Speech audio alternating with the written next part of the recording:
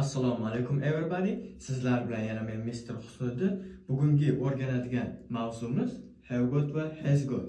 Bu mavzuni qoidasini bilib olganingizdan keyin sizlar ko'p narsalarni aytishni to'g'ri aytasizlar va aniq aytasizlar. Videoni oxirigacha ko'ring va ko'proq narsalarni bilib oling. Tayyor bo'lsangiz videomizni boshlaymiz. Xo'p, have got va has got.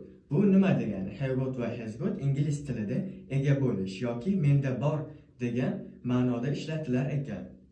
Xo'p, endi I, you, we, they bilan have got ishlatiladi, he, she, it bilan has got ishlatilar ekanmiz.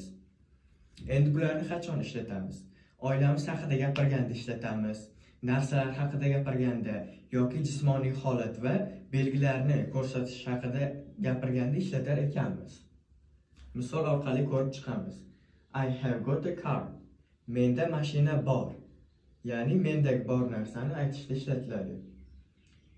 She has got a brother. Unda ukasi bor.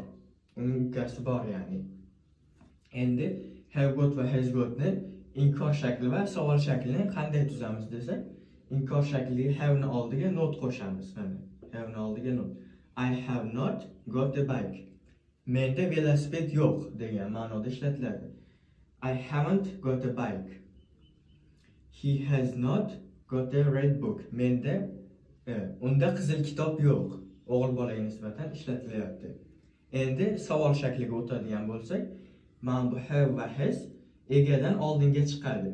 Have you got a pen? Senda ruchka bormi? Endi short answerga keladigan bo'lsak, short answerda yes I have yoki da no I haven't deb aytar ekanmiz. Has she got a new phone? Unda yangi telefon bormi degan ma'noda kelyapti. Xo'p, sizlar ham mana shu gaplarni daftarga yozib olinglar va shunga o'xshash o'zingizga o'girib, o'zingizda bor narsalar bilan shunaqa gaplar tuzib qo'ysangiz ham bo'ladi.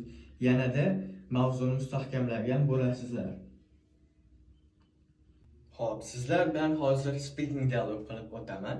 Bu speaking dialogdan o'zlaringizga ham xuddi menikidek tuzib olsangiz bo'ladi. Speakinglaringiz yanada chuqurlashadi va mavzuni yanada yaxshiroq o'zlashtirib olasizlar. Tayyor bo'lsangiz, boshlaymiz. Hey bro, have you got any brothers or sisters? Yes, I have got one brother and two sisters. Wow, have they got any pets? Yes, they have got a dog and a cat. Have you got a pet? No, I haven't got a pet. Has your sister got a skateboard? No, she hasn't got a skateboard. Videoni shu yergacha tomosha qilgan bo'lsangiz, menga obuna bo'lib qo'ying, like bosing va videomiz foydali bo'lgan bo'lsa, ingliz tilini o'rganayotgan do'stlaringizga jo'natib qo'yishni unutmang.